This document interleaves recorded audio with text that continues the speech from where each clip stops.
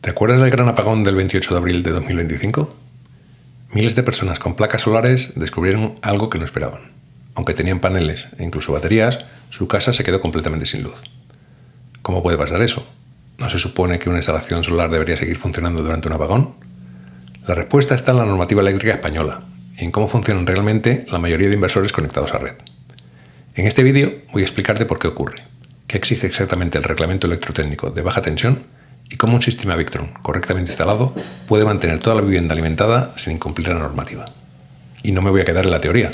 Al final de esta introducción voy a cortar el suministro eléctrico de mi instalación delante de la cámara para que veas cómo la casa sigue funcionando sin que se apague absolutamente nada. Durante el apagón del 28 de abril, decenas de miles de instalaciones de autoconsumo, la inmensa mayoría de las que hay en España, se desconectaron automáticamente en el mismo instante en que cayó la red. Y no fue un fallo. Fue la instalación haciendo exactamente lo que la ley le obliga a hacer. Todo inversor fotovoltaico conectado a red en España tiene que llevar lo que se llama protección anti-isla. Es un requisito obligatorio recogido en la normativa y que se traduce en que la instalación tiene que llevar un interruptor automático que la desconecta de la red en caso de anomalía de tensión o frecuencia. ¿Por qué existe esta protección? Muy sencillo. Si tu inversor siguiera inyectando corriente a la red durante un corte, esa línea que los técnicos de la distribuidora creen que está muerta, en realidad tendría tensión. Es un riesgo real de electrocución para quienes estén reparando la avería. Por eso, la ley obliga a desconectar en menos de 2 segundos. El problema es que la mayoría de las instalaciones, tengan o no batería, usan esa desconexión para apagarse del todo. Si tu inversor con batería solo sabe funcionar enganchado a la referencia de la tensión de la red, cuando la red desaparece, tu casa se queda a oscuras también, aunque tengas kilovatios de batería llenos en el trastero. En cambio, un sistema Victron sí te protege. Si queremos establecer un sistema de alimentación ininterrumpida que proteja toda la casa, hablo de la gama Multiplus 2 o 4.2, lo que hacemos es conectar todas las cargas de la vivienda a la salida AC-out 1.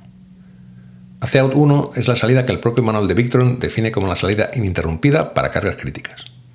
En pantalla tenéis una imagen de la zona de conexiones del Multiplus 2. Podéis ver 3 clemas de color blanco y la salida AC-out 1 es la primera de ellas. Hay 3 bornes para conectar neutro, tierra y fase respectivamente. Toda la instalación de la vivienda debe colgar de aquí. El equipo tiene una segunda salida, AC-out 2. Esa se reserva para cargas que solo tiene sentido que funcionen con la red presente.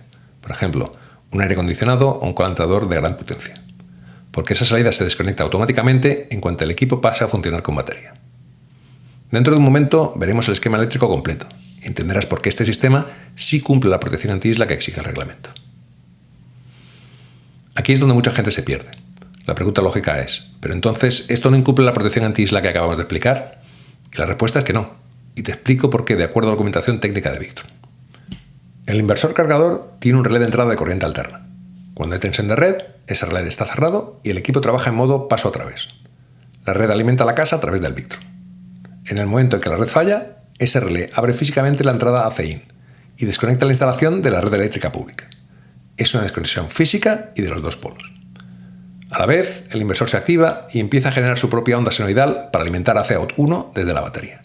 Es decir, tu casa se aísla completamente de la red, cumpliendo la protección anti-isla, y al mismo tiempo sigue teniendo corriente, porque ya no depende de la red, depende de tu batería. Esto es justo lo que permite la normativa. Poder trabajar en isla sobre tus propios consumos, sin alimentar nunca a otros usuarios de la red. No es una zona gris ni un truco, es exactamente el funcionamiento en isla intencionada que la normativa prevé. El resultado es un SAI de verdad. El propio manual de Victron lo llama por su nombre, Sistema de Alimentación Ininterrumpida. La conmutación de red a batería es tan rápida que ni ordenadores ni electrodomésticos notan el corte. Ya lo veréis al final del vídeo. Otro tema que me gustaría destacar es que estas instalaciones con inversores Victron son 100% compatibles con la coexistencia de inversores fotovoltaicos AC tradicionales, que tienen que sincronizarse con la red eléctrica. Eso sí, si el inversor AC está instalado en AC-in como en el siguiente esquema, solo los paneles fotovoltaicos conectados al Multiplus a través del regulador de carga seguirán funcionando en caso de corte eléctrico, así como el sistema de baterías.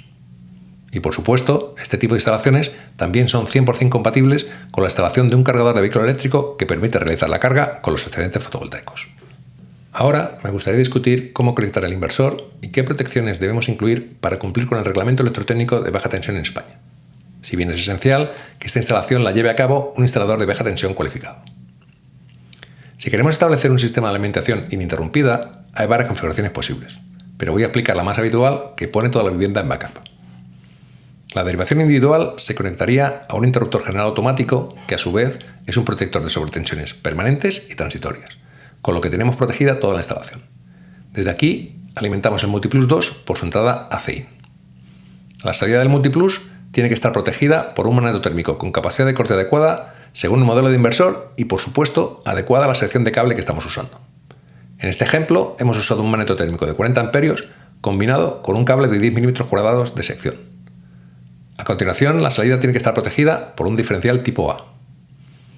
La protección de circuitos en viviendas requiere diferenciales con sensibilidad de 30 mA. Sin embargo, como en esta configuración vamos a encontrar otros diferenciales aguas abajo, para garantizar la selectividad diferencial, en este caso lo hemos elegido de 40 amperios y 300 mA. Estas dos protecciones se sitúan en su propio cuadro de protección cercano al inversor. La salida del diferencial alimenta el magneto térmico de cabecera del cuadro principal, que es también de 40 amperios. A partir de aquí se alimentan dos diferenciales tipo A, esta vez sí de 30 mA, y cada uno a su vez alimenta los circuitos de la vivienda correspondientes. Y además hay un dato que casi nadie enseña. Cuando el sistema funciona aislado de la red, la calidad de la energía puede llegar a ser mejor que la que recibimos de la compañía eléctrica. Vamos a verlo con medidas reales. Cuando el Multiplus está conectado a la red, funciona en modo paso a través. Literalmente, deja pasar la tensión de la red tal cual llega, con sus variaciones. En la gráfica podéis ver la variación de voltaje de un sistema Victron conectado a la red durante sus primeros 2 días. En este caso, el Multiplus sincroniza su salida con la entrada, y por tanto, la variación de voltaje es idéntica a la que ocurre en la entrada desde la red eléctrica. En cambio, cuando la instalación pasa off-grid, es decir, el suministro de energía externo se corta, el red de entrada de corriente se abre y el inversor pasa a generar su propia onda desde la batería. Ya no está copiando ninguna referencia externa. Genera al mismo una senoidal pura y regulada a su propio punto de tensión, en este caso 230 voltios. Podéis observar cómo cuando la instalación está off-grid ofrece un control de voltaje excepcional, manteniendo la tensión estable entre 229 y 231 voltios.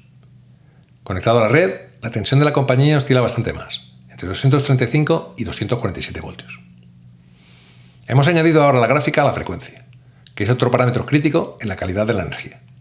En este caso, veis que el control de la frecuencia es realmente bueno, estando siempre muy próximo a 50 Hz, tanto cuando la energía procede de la red eléctrica como del inversor en modo off-grid. Quiero aclarar que tanto la variación de voltaje como la de frecuencia de la distribuidora eléctrica cumplen la normativa, que establece que el voltaje debe tener menos de un 7% de variación a partir del valor nominal. Sin embargo, estaremos de acuerdo en que esta regulación de voltaje no es ejemplar, sobre todo en relación a cuando el inversor Victron toma el control.